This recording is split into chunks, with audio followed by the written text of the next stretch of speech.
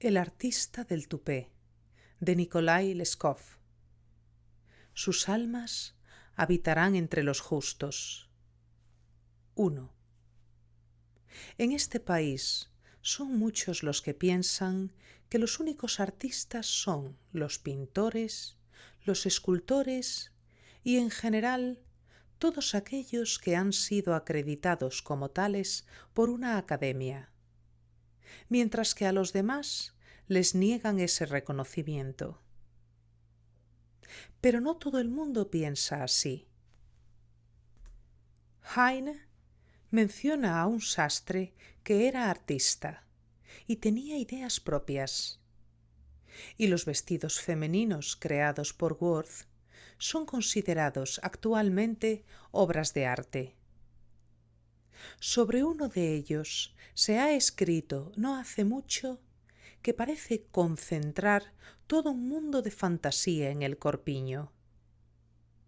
En América, el campo artístico se concibe con mayor amplitud aún. El notable escritor americano Bret Harte cuenta que allí gozaba de una gran fama un artista que trabajaba con los muertos. Imprimía en los rostros de los difuntos diversas expresiones de consuelo, testimonio del estado más o menos intenso de felicidad de sus almas una vez libres del cuerpo. En su arte se distinguían varios grados. Recuerdo 3 de ellos. 1. Serenidad. 2. Contemplación elevada. Y 3. Beatitud por la comunicación directa con Dios. La fama del artista obedecía a la gran perfección de su trabajo y era enorme. Pero, por desgracia, murió a manos de la grosera multitud que no respeta la libertad de creación artística. Fue lapidado por haber plasmado la expresión de beatitud por la comunicación directa con Dios en el rostro muerto de un falso banquero que había desvalijado a toda la ciudad. Los afortunados herederos de aquel pillo pretendían mostrar con ese encargo su reconocimiento al difunto pariente, pero eso le costó la vida al artista que lo llevó a cabo. También en Rusia tuvimos un maestro en una de esas disciplinas artísticas poco comunes. 2.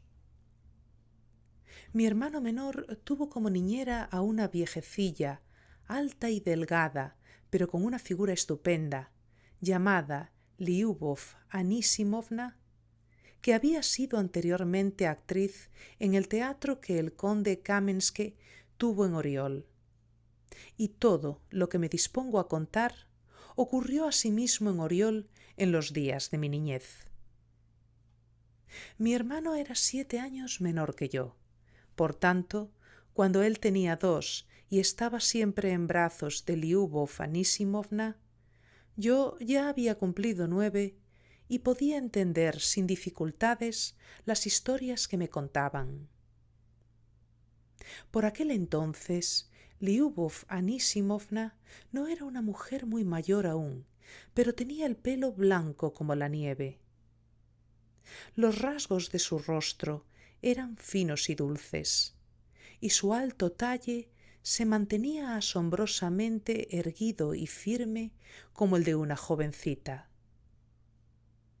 Mi madre y mi tía, cuando la miraban, solían decir que debía haber sido con toda seguridad una belleza en sus tiempos.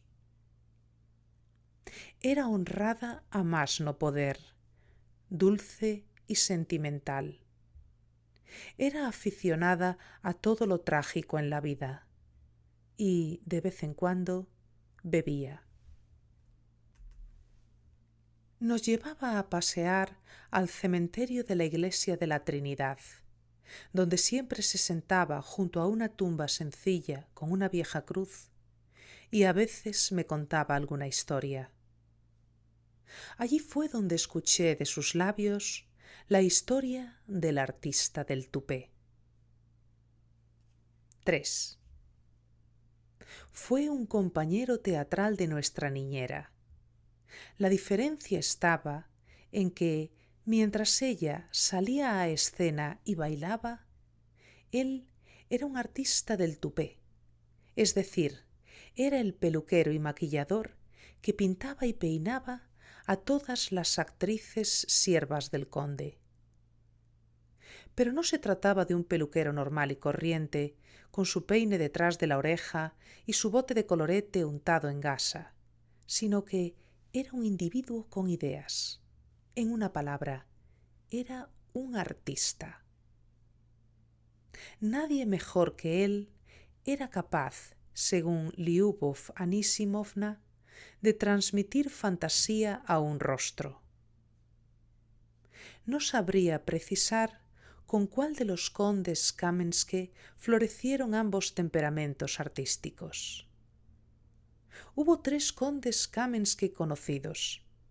Para los naturales de Oriol, los 3 fueron unos tiranos inauditos. Al mariscal de campo, Michai Fidotavich, lo mataron sus propios siervos en 1809, hartos de su crueldad.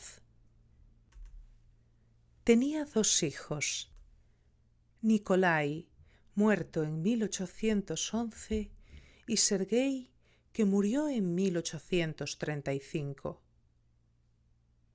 Todavía recuerdo, de cuando yo era niño, allá por los años 40, se refiere a 1840, un enorme edificio gris de madera, con falsas ventanas pintadas de cualquier manera, con hollín y ocre, y rodeado de una altísima valla medio derruida.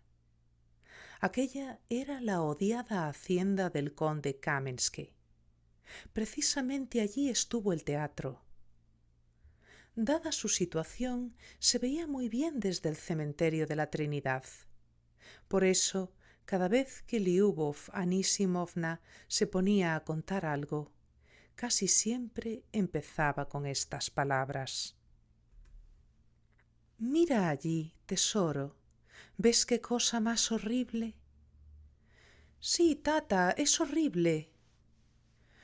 «Bueno, pues lo que te voy a contar ahora es aún peor». Lo que sigue es una de sus historias, la que trata del peluquero Arkady, un joven sensible y valiente a quien ella llevaba muy dentro de su corazón. 4. Arkady únicamente pintaba y peinaba a las actrices. Había otro peluquero para los actores. Y si Arkady entraba alguna vez en la zona masculina, era sólo cuando el propio conde ordenaba maquillar a alguien dándole un marcado aspecto de noble.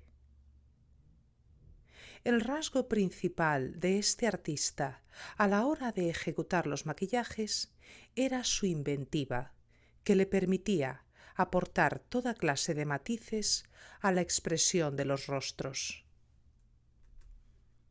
Solían llamarle, contaba Lyubov Anisimovna, y le decían: «En ese rostro tiene que aparecer esta expresión o esta otra». Arkady se retiraba, mandaba al actor o a la actriz que se colocara de pie o bien sentado enfrente de él y se quedaba pensativo con los brazos cruzados.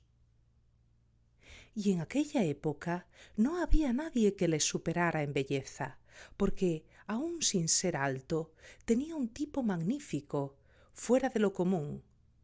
Su nariz era fina y orgullosa. Tenía unos ojos angelicales llenos de bondad. Y le quedaba muy bien el frondoso tupé caído hacia adelante, de tal manera que parecía mirar entre brumas. En una palabra, el artista del tupé era muy buen mozo, de los que gustan a todas. El propio conde también le apreciaba y le distinguía de todos los demás, proporcionándole unas ropas maravillosas. pero le sometía a un control severísimo. Por nada del mundo habría querido que Arcadie cortase el pelo, afeitase o peinase a nadie más que él, y por ese motivo siempre le retenía en su tocador y no le permitía salir a ninguna parte si no era para ir al teatro. Ni siquiera le dejaban ir a la iglesia a confesarse o a comulgar, porque el propio conde no creía en Dios y no podía soportar a los curas. Y una vez por Pascua sus galgos despedazaron a unos sacerdotes de la iglesia de Barisy-Glieb que portaban la cruz. Y es que el conde, según contaba Lyubov Anisimovna, tenía un aspecto tan espantosamente repulsivo, en consonancia con su sempiterna perversión, que a primera vista parecía una fiera. Pero hasta la apariencia de aquel rostro bestial, ¿era Arcadie capaz de transformarla, aunque sólo fuera por un rato, de modo que el conde pareciera, sentado en su palco por la tarde, alguien más digno? El caso es que para que nadie más pudiera disfrutar de los servicios de Arcadie, artista inimitable, éste debía pasarse toda la vida sin salir y sin ver jamás una moneda. Había cumplido ya 25 años y Lyubov Anisimovna tenía 19. Ellos, claro está, se conocían y les había ocurrido lo que suele ocurrir a esa edad. Se habían enamorado. Pero sólo tenían una forma de declararse su amor, mediante alusiones distantes delante de todo el mundo durante las sesiones de maquillaje. Los encuentros cara a cara eran totalmente imposibles, impensables incluso. A las actrices, decía Lyubov Anisimovna, nos vigilaban como a las nodrizas en casas nobles. Encomendaban nuestra custodia a señoras con hijos y, como a alguna de nosotras le llegase a pasar algo, los hijos de su vigilante se verían sometidos a terribles castigos. El precepto de castidad sólo podía quebrantarlo una persona, la misma que lo había impuesto. 5. En aquel tiempo, Lyubov Anisimovna no sólo se hallaba en la flor de su belleza y de su juventud, sino también en la fase más interesante del desarrollo de su talento polifacético. Hacía coros en los popurrís y bailaba los primeros pasos en la hortelana china. Y además, dada su debilidad por lo trágico, se había aprendido todos los papeles a base de verlos representados. Desconozco en qué año exacto ocurrió, pero lo cierto es que una vez el soberano pasó por Oriol. Hizo noche en esa ciudad, así que se esperaba su asistencia a la velada teatral en casa del conde Kamensky. En aquella ocasión, el conde invitó a todos los nobles a su teatro. No se vendían entradas para las representaciones. Y mandó poner en escena el mejor espectáculo. Lyubov Anisimovna iba a cantar en un popurrí y a bailar en la hortelana china, pero de pronto, durante el último ensayo, se cayó un bastidor y le lastimó un pie a la actriz que debía interpretar en la obra el papel de la duquesa. A los carpinteros a los que se les había caído el bastidor los mandaron a las cuadras para castigarlos, y a la actriz lesionada la llevaron a su cuarto. Pero ahora no había quien interpretara el papel de la duquesa. Entonces, contaba Lyubov Anisimovna, Yo me ofrecí a interpretarlo, porque me gustaba mucho esa escena en que la duquesa pide perdón postrada a los pies de su padre, y con todo el pelo suelto agoniza. Y yo tenía una melena espléndida, de largos cabellos castaños, y era una maravilla cómo me la peinaba Arcadí. El conde se puso muy contento con la inesperada propuesta de la muchacha de hacer el personaje. Y cuando el director le aseguró que Liuba no echaría a perder el papel, le contestó: «Si lo echa a perder, tu espada responderá por ello. En cuanto a ella, llévale de mi parte unos pendientes de aguamarina». Y es que los pendientes de aguamarina eran allí un regalo tan lisonjero como repugnante. Constituían la señal anunciadora de un especial honor, el de ser entronizada por breve tiempo como la odalisca del señor. Poco después de esto, si no de forma inmediata, Arcadí recibía la orden de tener arreglada, para después de la función teatral, a la joven condenada con el aspecto inocente de una Santa Cecilia. Y así, toda de blanco, con una corona y portando un lirio en la mano, conducían a aquella simbólica inocencia a los aposentos del conde. «Eso es algo», decía la niñera, «que tú, a tu edad, no puedes comprender, pero no había nada más horrible, sobre todo para mí, que soñaba con Arcadí». Me eché a llorar, arrojé los pendientes sobre la mesa, no paraba de llorar, y ya no era capaz de pensar ni siquiera en la representación de aquella tarde. 6.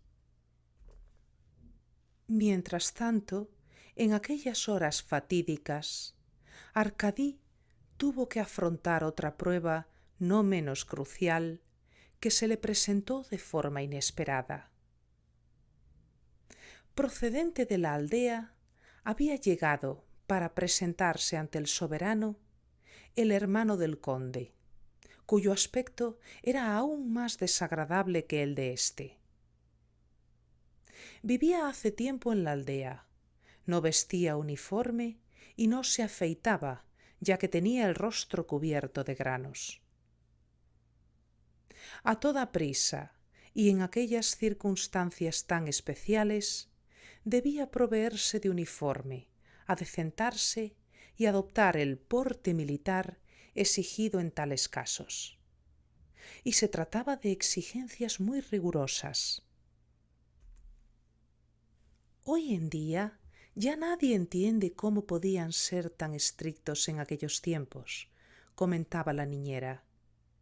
Entonces la uniformidad se observaba en todos sus extremos, y los grandes señores debían atenerse a ciertas normas concernientes tanto al aspecto del rostro como al peinado. Pero había algunos a quienes tales normas no les favorecían en absoluto, de modo que, si se peinaban según lo prescrito, con alto copete y con mechones en las sienes, su cara parecía enteramente una rústica balalaica sin cuerdas. A los señores más engreídos esto les daba mucho miedo. Era muy importante en este sentido la destreza a la hora de rasurar y peinar. Cualquier diferencia, por pequeña que fuese, en la forma de trazar la línea entre el bigote y las patillas, de colocar los rizos, de peinar el cabello, se traducía en una expresión del rostro totalmente diferente. Los caballeros que iban de paisano tenían, según decía la niñera, menos problemas, pero no eran objeto de tanta atención. De ellos tan solo se exigía que presentaran un aspecto respetable. Con los militares, en cambio, las exigencias eran mayores. Debían ofrecer una imagen de sumisión de cara a los superiores, al tiempo que ostentaban hacia el resto una osadía y un descaro absolutos. Todo esto era lo que Arcadie, con su asombrosa habilidad, conseguía transmitir al rostro del conde, tan poco agraciado como anodino. 7. Así pues, el hermano aldeano no sólo era aún más feo que el de ciudad, sino que, además, en la aldea se había asilvestrado por completo y había descuidado su cara hasta tal extremo que él mismo se daba cuenta de su zafiedad. Nadie se ocupaba de cuidar su aspecto, pues era muy avaro para todo y había dejado marchar a Moscú a su peluquero a cambio de que éste le pagase una renta. Para colmo, el hermano menor del conde estaba infestado de enormes granos, de manera que no había forma de afeitarle sin hacerle abundantes cortes. Al llegar a Oriol, mandó llamar a los barberos de la ciudad y les dijo: «Si alguno de vosotros es capaz de dejarme más o menos como a mi hermano, el conde Kármenske, recibirá de mí 2 rublos de oro. Pero para el que me haga un tajo, ahí encima de la mesa he puesto mis 2 pistolas. Que uno hace bien su trabajo, coge las monedas y se marcha. Ahora, como alguien me corte un solo grano, o como me deje torcido un pelo de la patilla, a ese lo mato al instante». Tan solo trataba de asustarlos porque en las pistolas había cartuchos de fogueo. En aquella época había pocos barberos artesanos en Oriol, y la mayor parte de ellos se limitaban a ir por los baños públicos con sus palanganas dedicados a hacer sangrías y poner sanguijuelas. No tenían el menor gusto ni imaginación. Ellos mismos eran conscientes de esto, y ninguno se avino a transformar a Kármenske. «Que Dios te guarde», pensaron, «a ti y tu oro». «Nosotros no podemos satisfacer sus deseos, excelencia», le dijeron. «No somos dignos de rozar siquiera a una persona de su categoría, y además carecemos de los instrumentos adecuados.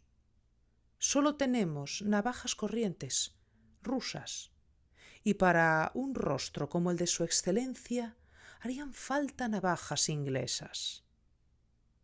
El único que puede hacerlo es Arcadie, el siervo del conde». El hermano del conde ordenó que echaran a la calle a los barberos de Oriol, y ellos bien que se alegraron de quedar libres. Entonces él se dirigió a casa de su hermano mayor y le dijo: «El caso, hermano, es que vengo a pedirte un inmenso favor. Pon a mi disposición antes de esta noche a tu Arkashka para que se ocupe de mí como es debido y me arregle lo mejor que pueda. Hace tiempo que no me afeito y los barberos de esta ciudad no saben hacerlo bien». El conde respondió a su hermano: «Los barberos de esta ciudad son infames, desde luego. Yo ni sabía que había aquí barberos, porque hasta a mis perros los trasquilan en casa.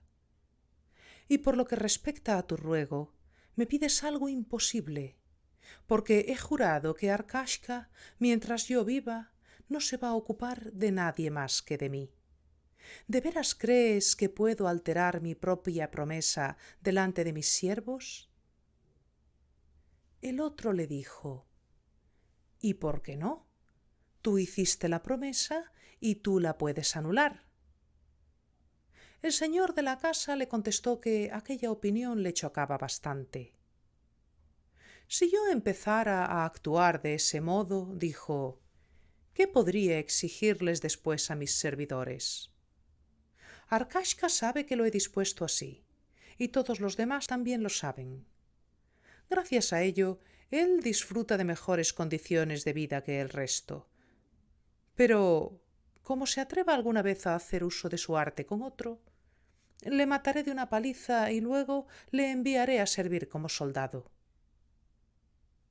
Su hermano le dijo: una de dos, o le matas de una paliza o le envías como soldado, pero las dos cosas juntas no las puedes hacer. Muy bien, dijo el conde, será como tú dices. No le dejaré muerto con la paliza, sino medio muerto, y después le enviaré como soldado. Así que esta es tu última palabra, hermano. La última, sí. ¿Y no hay nada más que hablar? No, nada más. Bueno, en tal caso no insisto, aunque yo creía que se lo pondrías más fácil a tu propio hermano que a uno de tus siervos. De todos modos, aun sin faltar a tu promesa, mándame a Arkashka para que le corte el pelo a mi perrito de lanas. Lo que él haga después será ya asunto mío. El conde no estuvo despierto para negarse a esta petición. De acuerdo, dijo, si es para cortarle el pelo a tu perrito, te lo mandaré. Muy bien, no necesito nada más. Le estrechó la mano al conde y se marchó. 8. Faltaba ya poco para que anocheciera. Era la hora del crepúsculo invernal, cuando se empiezan a encender las luces. El conde llamó a Arcadí y le dijo: «Ve a casa de mi hermano a cortarle el pelo a su perrito de lanas». Arcadí le preguntó: «¿No ordena nada más?» «Eso es todo», dijo el conde, «pero regresa cuanto antes para arreglar a la actriz. Hoy, Liuba debe aparecer con 3 trajes distintos. Y después del teatro tienes que traerme la vestida de Santa Cecilia». Arkadí Ilich se tambaleó. El conde dijo: «¿Qué te ocurre?» Arkadí respondió: «Disculpe, he tropezado con la alfombra». El conde le hizo una insinuación. «Ten cuidado, no vaya a ser una mala señal». Pero Arkadí se hallaba en un estado de ánimo tal que no le importaba si la señal era mala o era buena. En cuanto oyó que a la que habían ordenado vestirse de Santa Cecilia era a mí, cogió el estuche de piel donde guardaba su instrumental y se marchó. Iba como si ya no viera ni escuchara nada. 9. Se presentó en casa del hermano del conde. Junto al espejo de éste ya estaban encendidas las velas y había vuelto a dejar a su lado las 2 pistolas. Había además no ya 2, sino 10 rublos de oro, y las pistolas esta vez no estaban cargadas con cartuchos de fogueo, sino con balas circasianas. El hermano del conde dijo: «No tengo ningún perrito de lanas. Esto es lo que quiero. Ocúpate de mi atavío y procura que mi porte sea de lo más arrogante. Si es así, recibirás 10 rublos de oro, pero como me cortes, te mato». Arkadí le miró y le remiró, y de pronto, Dios sabrá por qué, empezó a cortar el pelo y rasurar las barbas al hermano del conde. En un santiamén hizo su trabajo como mejor sabía. Se embolsó las monedas de oro y dijo: «Con su permiso, me voy». El otro respondió: «Puedes irte, pero hay una cosa que me gustaría saber. ¿A qué se debe que estés tan desesperado como para haberte decidido a hacerlo?»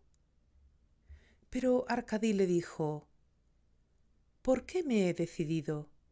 Eso solo lo saben mi pecho y mi camisa. ¿No será que algún conjuro te ampara de las balas y por eso no tienes miedo de las pistolas? Las pistolas no tienen ninguna importancia, contestó Arcadí. No había pensado en ellas siquiera. ¿Cómo es posible? Espero que no se te hubiera ocurrido pensar que la palabra de tu conde es más firme que la mía y que yo no iba a dispararte si me hacías un corte. Si no estabas protegido por ningún conjuro, tu vida habría llegado a su fin. A Arcadí, en cuanto le mentaron al conde, le dio un vuelco el corazón y, hablando como entre sueños, proclamó: No me protege ningún conjuro, pero Dios sí que me ha dado cordura. En cuanto hubiera empezado a levantar la mano con la pistola, con ánimo de dispararme, yo me habría adelantado degollándole con la navaja. Dicho esto, se alejó a toda prisa y regresó al teatro justo a tiempo. Se puso a arreglarme, pero no paraba de temblar. Y en cierto momento, mientras me estaba haciendo un rizo, al inclinarse hacia mí para apartarlo de un leve soplido, me susurró una sola cosa: No tengas miedo, te sacaré de aquí. 10. El espectáculo salió bien, porque, habituados como estábamos al terror y al sufrimiento, nunca nos inmutábamos. Con independencia de lo que cada cual pudiera estar sintiendo, no se advirtió nada especial en nuestras interpretaciones. Desde el escenario veíamos al conde y a su hermano. Se parecían mucho el uno al otro. Incluso cuando estuvieron entre bastidores, se nos hacía difícil distinguirlos. Solo que al nuestro se le veía sumamente sosegado, como si se hubiera ablandado. Era algo habitual en él cada vez que se disponía a cometer una de sus atrocidades. Nosotros no sabíamos cómo reaccionar y no parábamos de persignarnos. Señor, apiádate de nosotros y sálvanos. ¿Cuál será la próxima víctima de su crueldad? Todavía no sabíamos nada de la absurda temeridad cometida por Arcadí, pero éste era consciente, como es lógico, de que con él no habría ninguna clase de miramientos. Por eso palideció cuando el hermano del conde, fijándose en él, farfulló unas palabras al oído de nuestro amo. Yo estaba muy pendiente y pude captar lo que dijo. Te lo aconsejo como hermano. Ten mucho cuidado con él cuando te afeite a navaja. Nuestro conde se limitó a sonreír en silencio. Por lo visto, el propio Arcashka debió de oírlo porque, cuando me estaba arreglando para salir vestida de duquesa en el último acto, se excedió al empolvarme la cara, algo que nunca ocurría. Y el francés, que estaba a cargo del vestuario, tuvo que cepillarme mientras decía: «Trop beaucoup, trop beaucoup». Demasiado, demasiado. 11. Nada más concluir la representación, me quitaron el vestido de duquesa y me pusieron el de Santa Cecilia. Constituía únicamente en una sencilla pieza blanca sin mangas, sujeta tan solo mediante unos nudos en los hombros. Era un conjunto que ninguna podía soportar. Luego llegó Arcadí, quien tenía que peinarme, dándome un aire inocente, el mismo que tiene Santa Cecilia en los cuadros, y colocarme una delgada corona fijándola con un aro. Arcadí Vio entonces que, junto a la puerta de mi habitación, estaban apostados 6 individuos. Eso significaba que, una vez que terminara de peinarme y franqueara aquella puerta, le atraparían de inmediato y se lo llevarían a cualquier sitio para torturarle. Y las torturas allí eran tan horribles que resultaba 100 veces preferible la muerte. Recurrían al potro y a las sogas. Pasaban unas cuerdas alrededor de la cabeza y las iban retorciendo. Todo eso se empleaba allí. Las penas legales al lado de esto no eran nada. En el subsuelo de todos los edificios habían construido mazmorras secretas donde enterraban en vida a las personas encadenadas como fieras. Si alguien pasaba cerca, podía oír a veces el ruido de las cadenas y los lamentos de los prisioneros cargados de grillos. Pretendían, sin duda, que se supiera de ellos, que su queja llegara a los oídos de las autoridades.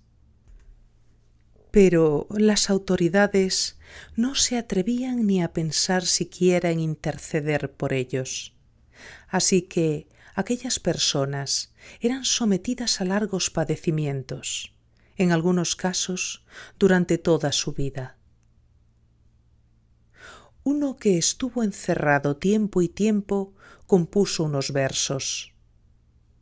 Se arrastrarán hasta ti las serpientes y te sorberán los ojos, y los escorpiones te cubrirán con su veneno el rostro. Muchas veces nos recitábamos mentalmente estos versos y temblábamos de miedo. A alguno incluso lo encerraron en compañía de un oso, encadenados los dos de tal manera que a la fiera solo le faltaba medio vershock para poder alcanzar con su zarpa al prisionero, que serían 2,2 centímetros.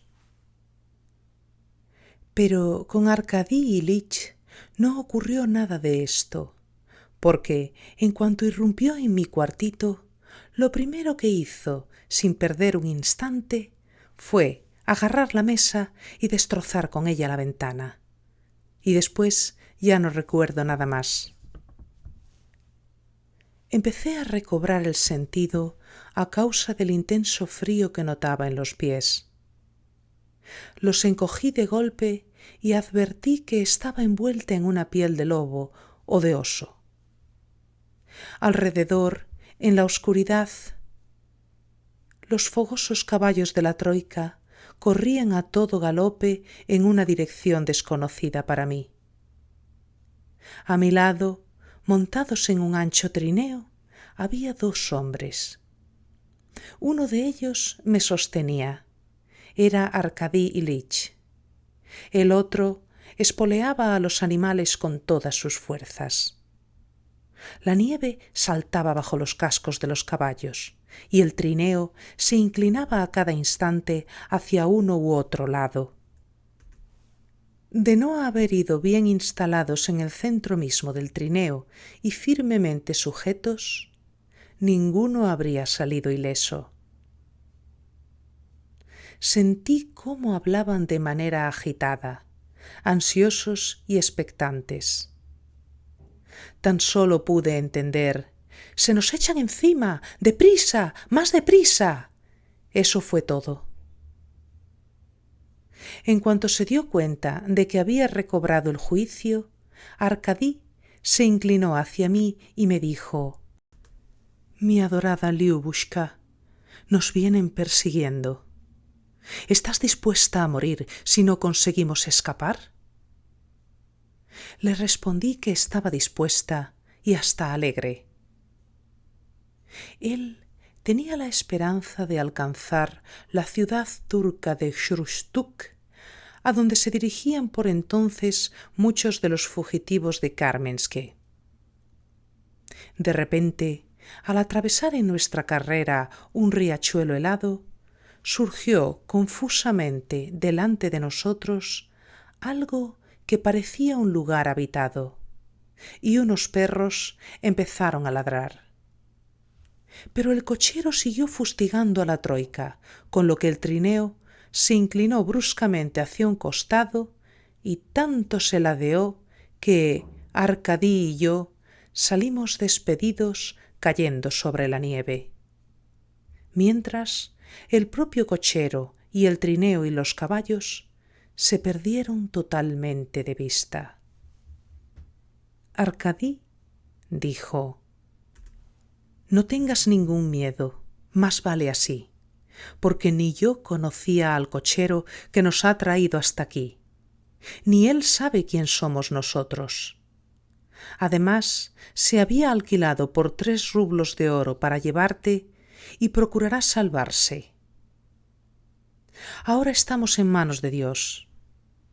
Esta aldea es Sashaya Arlitsa.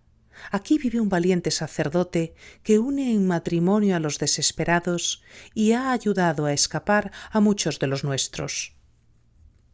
Le haremos un regalo. Nos tendrá ocultos hasta el anochecer y nos casará. Para entonces volverá a pasar por aquí cerca algún coche y nosotros podremos escabullirnos». 12. Llamamos a la casa y entramos en el zaguán. El propio sacerdote vino a abrirnos. Era un anciano regordete sin un solo diente de los de delante. Su mujer era una viejecilla que estaba atizando el fuego. Nos echamos los dos a sus pies. «Necesitamos ayuda. Permita que entremos en calor y que nos ocultemos hasta el anochecer». El padre preguntó: «¿Qué os ocurre, hijos míos? ¿Lleváis algo robado o sois sencillamente unos fugitivos?» Arcadí dijo: «No le hemos robado nada a nadie, sino que venimos huyendo de la crueldad del conde Kármenski y pretendemos llegar hasta Hrustuk, en Turquía, donde ya están viviendo bastantes de los nuestros. No podrán encontrarnos, traemos nuestro propio dinero y le daremos una moneda de oro si nos deja pasar aquí la noche y 3 más si nos casa. Eso siempre que pueda usted casarnos, si no, ya celebraremos la boda allí en Hrustuk». El sacerdote dijo: «¿Por qué no iba yo a poder casaros? Claro que puedo. No hace falta que esperéis hasta llegar a Hrustuk. Dadme en total 5 monedas de oro y os casaré aquí mismo». Arcadí le entregó las 5 monedas y yo me quité de las orejas los pendientes de aguamarina y se los di a la mujer. El sacerdote los cogió y dijo: «Ay, hijos míos, todo esto no tendría mayor importancia. Ya he casado antes a otros, pero no era igual, porque lo malo, en vuestro caso, es que pertenecéis al conde. Y a mí, aunque sea pope, su crueldad me aterra. Bueno, sea lo que Dios quiera. Añadid otra monedilla de oro, o una parte si no, y pasad a esconderos». Arcadí le entregó la 6ª moneda de oro entera, y entonces él le dijo a su mujer: «¿Qué haces ahí parada, vieja? Dale a la fugitiva aunque sea unas faldas tuyas o una chaquetilla, porque da vergüenza mirarla, va medio desnuda». Después quería llevarnos a la iglesia para escondernos en un arcón donde guardaba las casullas, pero apenas había empezado la mujer del pope a ponerme la ropa detrás de un tabique cuando de pronto oímos que alguien tocaba la aldaba de la puerta. 13. A los dos se nos heló el corazón, y el padre le susurró a Arcadí: «Bueno, hijo, está claro que ya no os vais a poder ocultar en el arcón de las casullas, así que métete rápido debajo de este colchón». Y a mí me dijo: «Tú, hija, ven aquí». Cogió y me metió en la caja del reloj. La cerró, guardándose la llave en un bolsillo, y fue a abrir la puerta a los recién llegados. Se notaba por el ruido que era un grupo numeroso. Algunos se quedaron fuera, y 2 hombres estaban ya escudriñando desde el exterior a través de las ventanas. Entraron 7 de nuestros perseguidores, todos ellos cazadores al servicio del conde, provistos de mazas y látigos con manojos de cuerdas al cinto. Junto a ellos venía el 8º, el mayordomo del conde, que llevaba un abrigo largo de piel de lobo y una gran visera. La caja donde me había escondido tenía la parte frontal cerrada, formando un enrejado, y estaba recubierta por una fina tela de muselina ya vieja, de modo que se me podía ver a través de ella. El anciano sacerdote se acobardó temiendo que la cosa fuera a acabar mal. Se echó a temblar en presencia del mayordomo y, al tiempo que se santiguaba, se apresuró a gritar: «¡Ay, hijos míos! ¡Ay, benditos hijos míos! Ya sé lo que estáis buscando, pero que conste que yo, ante el ilustrísimo señor conde, no soy culpable de nada. Os doy mi palabra. Yo no soy culpable, a fe mía que no». Y al acabar de persignarse, apuntó con un dedo por encima de su hombro izquierdo hacia la caja del reloj donde yo estaba encerrada. Al ver aquel extraño gesto, pensé: estoy perdida. El mayordomo también se dio cuenta y dijo: «Lo sabemos todo. Dame la llave del reloj aquel». Y el Pope volvió a sacudir su mano y dijo: «Oh, hijos míos, nobles e ilustres señores, perdonadme, tened paciencia. He olvidado dónde he puesto la llave. Os doy mi palabra, lo he olvidado. Debéis creerme».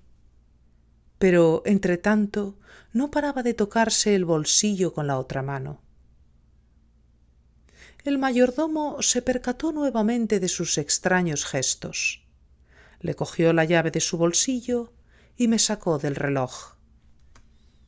«Sal de ahí, palomita», me dijo, «que tu palomo no tardará en aparecer». Pero Arcashka ya había aparecido. Se había quitado de encima el colchón del Pope y estaba allí parado. «En vista de que no hay nada que hacer», dijo, «me doy por vencido. Conducidme al martirio, pero ella no tiene ninguna culpa. Yo me la llevé por la fuerza». Y se volvió hacia el Pope y le hizo ver que le escupía a la cara. «Hijos míos», dijo el Pope, «¿habéis visto esta nueva afrenta dirigida a mí personalmente y a mi lealtad? Informad de esto al ilustrísimo señor conde». El mayordomo le respondió: «No pasa nada, no te preocupes. Tendrá que rendir cuentas por todo esto». Y mandó que nos sacaran a los 2 de allí. Nos repartimos todos en 3 trineos. En el de alante colocaron a Arkady, atado y vigilado por unos cazadores. A mí me pusieron en el de atrás bajo idéntica custodia. Y en el trineo de en medio viajaban los restantes. Cuando nos cruzábamos con gente, todo el mundo se hacía a un lado. Tal vez pensaban que íbamos de boda. 14. Llegamos rápidamente a nuestro destino. Y cuando nos adentramos en los dominios del conde, yo ni siquiera podía ver ya el trineo donde habían traído a Arcashka. A mí me llevaron a donde siempre, y no paraban de interrogarme. deseaban saber cuánto tiempo había estado a solas con Arcadie. A todos les decía: «¡Ay, nada de nada!». Seguramente mi destino estaba señalado, y no precisamente para bien. Y no podía eludirlo. Así, cuando llegué a mi cuartito, en cuanto hundí la cabeza en la almohada para llorar mi desgracia, oí de pronto unos lamentos aterradores que venían del piso de abajo. Resulta que en el edificio de madera donde habitábamos, las muchachas teníamos asignado el segundo piso, y justo debajo había una gran estancia donde nos daban lecciones de canto y de danza. Y desde nuestras habitaciones se podía oír todo lo que allí ocurría. Y Satanás, el príncipe de las tinieblas, inspiró a aquellos seres crueles la idea de torturar a Arkashka debajo de mi cuartito. En cuanto me di cuenta de que le estaban torturando, me lancé corriendo a la puerta dispuesta a correr en su busca. Pero la puerta estaba cerrada. Ni yo misma sabía lo que quería hacer. Me desplomé, pero desde el suelo se oía más claramente aún. Y no tenía ni un cuchillo ni un clavo, nada con lo que poner fin a mi vida del modo que fuese. Entonces agarré mi propia trenza para ahogarme con ella. Me anudé la garganta con ella y me puse a retorcerla cada vez con más fuerza, hasta que noté un zumbido en los oídos, vi unos círculos y todo cesó. Cuando empecé a volver en mí, estaba en un sitio desconocido, en un cobertizo grande y luminoso. Allí había terneros, bastantes ternerillos, más de 10. Eran tan simpáticos. Alguno se me acercó y me lamió la mano con sus fríos labios. Debió de creer que estaba mamando de su madre. Fue precisamente aquel cosquilleo lo que me despertó. Miré a mi alrededor y pensé: ¿dónde estaré? Vi entrar a una mujer ya mayor, alta, que vestía un tosco sayal azul y llevaba la cabeza cubierta con un pañuelo igualmente vasto, aunque limpio. Tenía un rostro muy agradable. La mujer se dio cuenta de que yo había recobrado el sentido y me colmó de atenciones. Me contó que me encontraba aún en las dependencias del conde, en el establo de los terneros. «Mira, allí es donde estaba yo», me aclaró Lyubov Anisimovna, señalando con la mano el rincón más alejado de la valla gris ya medio derruida. 15. La habían trasladado al establo porque sospechaban que se había vuelto medio loca. A los locos, como si fueran ganado, los llevaban al establo, donde eran sometidos a observación, pues los vaqueros eran personas ya mayores y sensatas y se consideraba que podían vigilar los casos de psicosis. La viejecita del sayal, que había puesto a Lyubov Anisimovna al corriente de su situación, era una mujer muy bondadosa. Se llamaba Drasida. Al atardecer, cuando estaba recogiéndolo todo, prosiguió la niñera, hizo para mí una camita con paja fresca de avena. La dejó tan mullida como un colchón de plumas. Me dijo entonces: «Te voy a contar un secreto, muchacha. No importa lo que pueda pasar si me delatas, pero mi caso es como el tuyo. No siempre he llevado este sayal. También yo he conocido una vida diferente. Pero no permita Dios que me ponga ahora a recordar aquello. Lo que quiero decirte es lo siguiente. No te aflijas por haber venido a parar aquí, apartada de todo el mundo. Se está mejor así. Ahora, con lo que sí que debes tener cuidado es con este frasco terrible. Se sacó del pañuelo que llevaba al cuello una botellita blanca de cristal y me la mostró. —¿Qué es eso? —le pregunté. —Es un frasco terrible. Lo que contiene es el veneno del olvido —me respondió. —Dame de ese veneno del olvido, quiero olvidarlo todo —dije yo. —No bebas, esto es vodka —dijo. Una vez yo no supe controlarme y bebí. Y unas buenas personas me lo dieron. Y ahora no soy capaz. Lo necesito.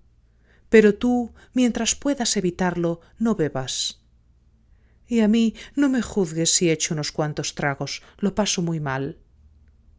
Tú, en cambio, todavía tienes en el mundo un consuelo, a él. El Señor ya le ha librado de la tiranía. No pude reprimir un grito. —¿Ha muerto? Y me tiré de los pelos. Entonces vi que aquel pelo no era el mío, era blanco. ¿Qué había pasado? —No te asustes —me dijo—, no te asustes. Tu cabeza ya había encanecido cuando te soltaron la trenza. Él vive y está a salvo de cualquier opresión. El conde se ha mostrado compasivo con él como nunca antes con ningún otro. Ya te lo contaré todo por la noche. Ahora quiero beber un poquito más. Hay que beber a fondo, calienta el corazón. Y siguió bebiendo y bebiendo hasta que se quedó dormida. De noche, cuando todos dormían, la tía Drasida se levantó en silencio. Se acercó a oscuras a un ventanuco y vi cómo le daba algunas chupadas al frasquito que luego volvió a esconder.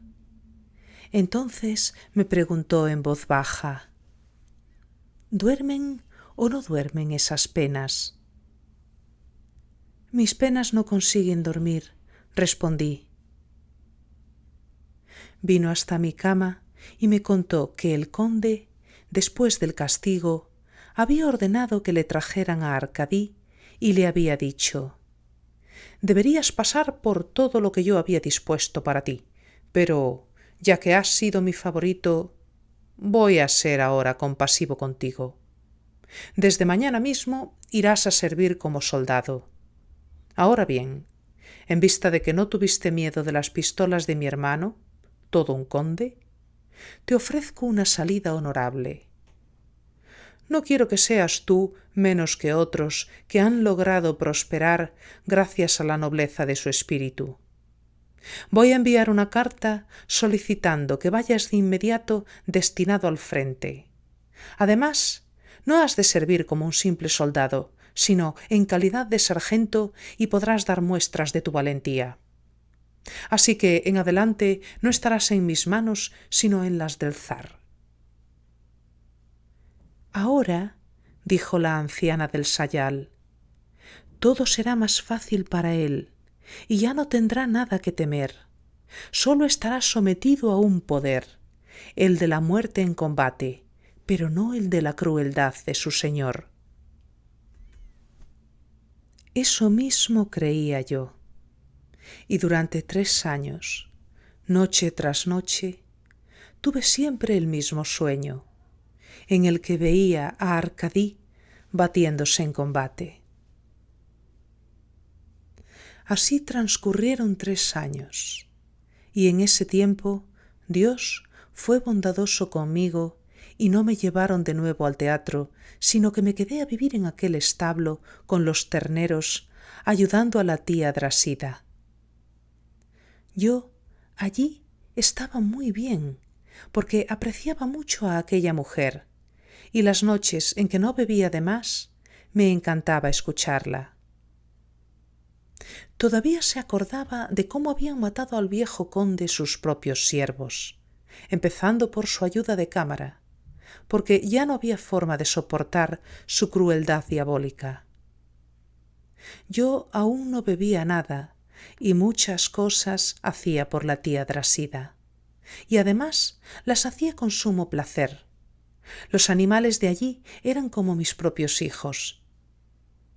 Te acostumbras a los terneros hasta tal punto que cuando alguno ya estaba criado y se lo llevaban para sacrificarlo, lo bendecías al despedirlo y 3 días más tarde todavía lo estabas llorando. Para el teatro yo ya no servía porque las piernas me empezaban a fallar y renqueaba un poco. Antes caminaba con total ligereza, pero desde aquella vez que Arkady Ilich me llevó desmayada en el trineo con tanto frío, creo que se me helaron los pies y ya no me quedó fortaleza en los dedos para poder bailar. Me estaba convirtiendo en una mujer tan tosca como la tía Drasida, y solo Dios sabe cuánto tiempo habría llegado a vivir en aquel estado de abatimiento. Pero un buen día, poco antes del anochecer, con el sol ya en el ocaso, estaba yo en el cobertizo desenredando una madeja junto a la ventana, cuando de pronto me cayó desde fuera una piedra no muy grande que venía envuelta en un papel. 16. Miré por todas partes y me asomé a la ventana. No había nadie. Pensé, seguramente esto es que alguien de fuera la ha tirado por encima de la valla, pero no ha llegado a su objetivo, sino que ha caído aquí. Y me preguntaba si debía desenvolver aquel papel o no. Me parecía que era mejor hacerlo porque, sin duda, allí había algo escrito. Tal vez fuera una cosa importante para alguien y yo podría adivinar de quién se trataba. En ese caso, el secreto no saldría de mí, y en cambio yo volvería a tirar del mismo modo la piedra con la nota y la haría llegar a la persona adecuada. Desenvolví el papel y empecé a leer. Y no daba crédito a mis ojos. 17. Estaba escrito: Mi fiel Liuba, he combatido al servicio de nuestro soberano, derramando mi sangre en más de una ocasión, y gracias a ello he alcanzado el grado de oficial y la condición de noble. Ahora disfruto de un permiso para recuperarme de mis heridas, y he llegado a la villa de Pushkar, donde me hospedo en una posada. Mañana me pondré sobre el pecho la orden y la cruz y me presentaré ante el conde con todo mi dinero, 500 rublos que me han concedido para mi curación. Voy a pedirle que me permita comprar tu libertad con la esperanza de que podamos unirnos en matrimonio ante el altar del Supremo Hacedor. Más adelante, prosiguió Liubov Anisimovna, intentando siempre ocultar sus sentimientos. Escribía que, en vista de todas las desgracias que sobre ti han recaído y que has tenido que sufrir, como compensación por tus padecimientos, no con ánimo de pecar ni como señal de flaqueza, traigo mi propuesta y se la ofrezco a Dios sin otro sentimiento por ti que el de mi más profundo respeto, y firmaba Arkady Ilich. Liubov Anisimovna quemó al instante la carta en la estufa y no le mencionó a nadie su existencia, ni siquiera a la viejecita del sayal. Pero se pasó toda la noche rogándole a Dios por él, sin pronunciar una sola palabra acerca de sí misma, pues, según decía ella, aunque él me había escrito que ya era un oficial con su cruz además y con sus heridas, yo no era en absoluto capaz de imaginar que el conde fuera a actuar con él de forma distinta a como lo había hecho en el pasado. Sencillamente, ella tenía miedo de que le mataran. 18. A la mañana siguiente, muy temprano, Liubov Anisimovna, tras sacar los terneros al sol, les empezó a poner leche en unas vasijas para que bebieran de ellas. De pronto llegó hasta ella un ruido procedente del exterior, del otro lado de la valla. Unas personas que iban con premura hacia alguna parte pasaron corriendo y hablando muy deprisa entre sí. No fui capaz de distinguir, contaba ella, ni una sola palabra de lo que decían, pero aquellas palabras me atravesaron el corazón igual que un cuchillo. Y como en aquel preciso instante entraba por el portón Philippe, el que se encargaba del estiércol, le pregunté: «Filiushka, Batiushka, ¿no habrás oído a dónde se dirigían aquellas personas y de qué hablaban con tanto interés?» Y él me respondió: «Pues iban a ver lo que ha ocurrido en la villa de Pushkar esta noche. Ha matado el posadero a un oficial mientras éste dormía, le ha rebanado el pescuezo y le ha quitado los 500 rublos que tenía.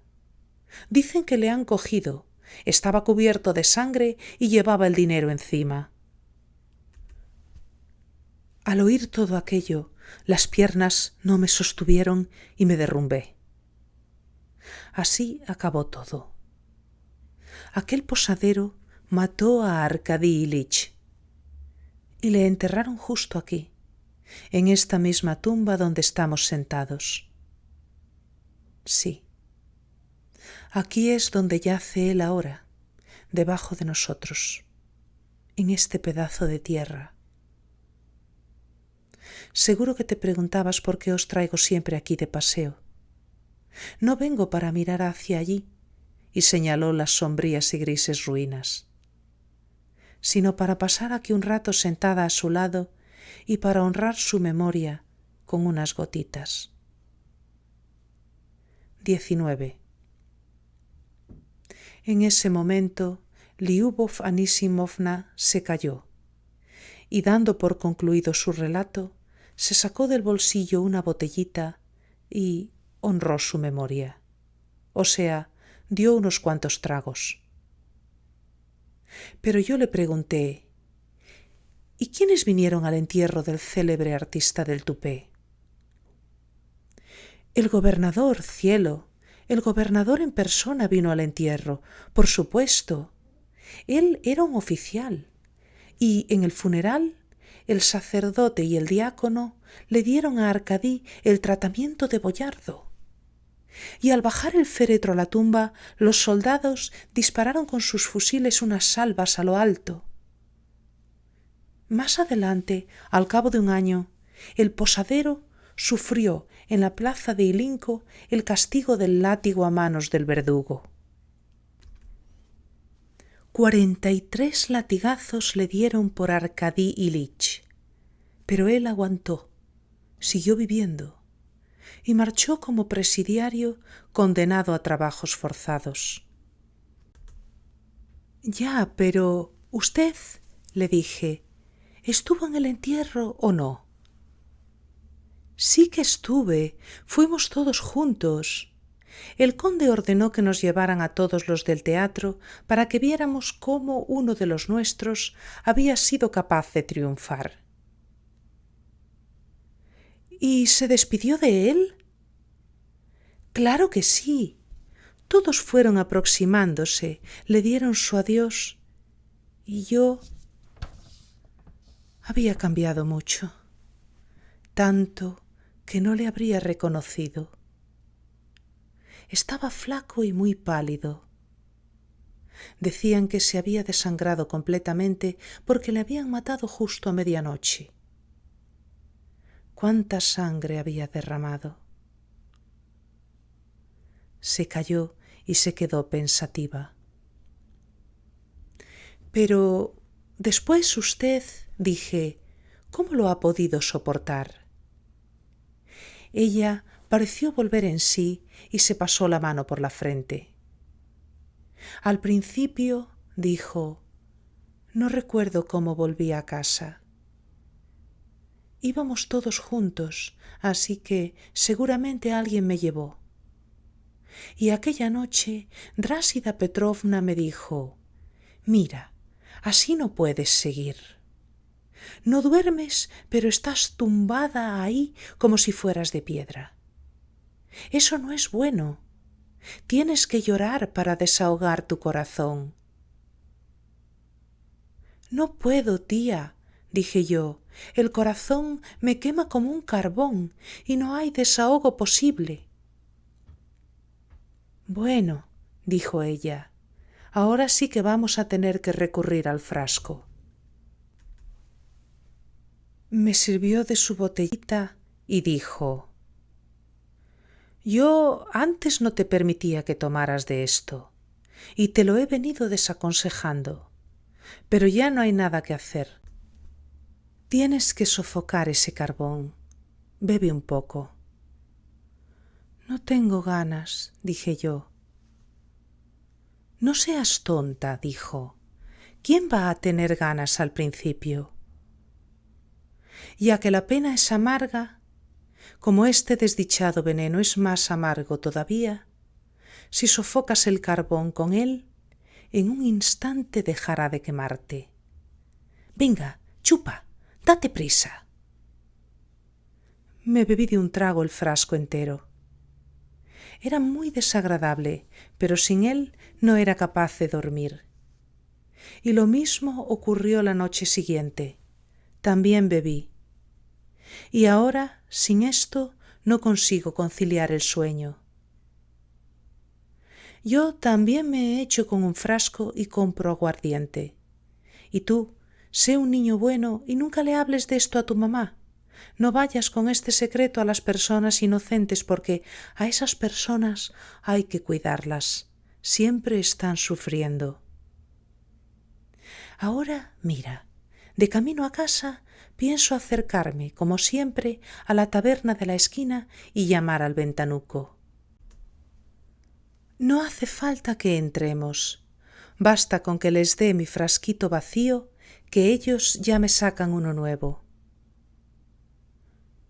Yo estaba conmovido y prometí que nunca, bajo ningún concepto, diría nada de su frasquito. Gracias, tesoro, no hables de esto. Para mí eso es algo fundamental. Me parece estar viéndola y oyéndola en este mismo instante, de noche, cuando todos en casa están dormidos. Se incorpora en la cama con mucho cuidado, procurando que no se le oiga ni el crujido de los huesos. Escucha atentamente, se levanta y se desliza hasta un ventanuco, dando largas zancadas con sus piernas heladas. Se queda un momentito quieta, mira a su alrededor y escucha. No vaya a ser que salga mamá de su alcoba.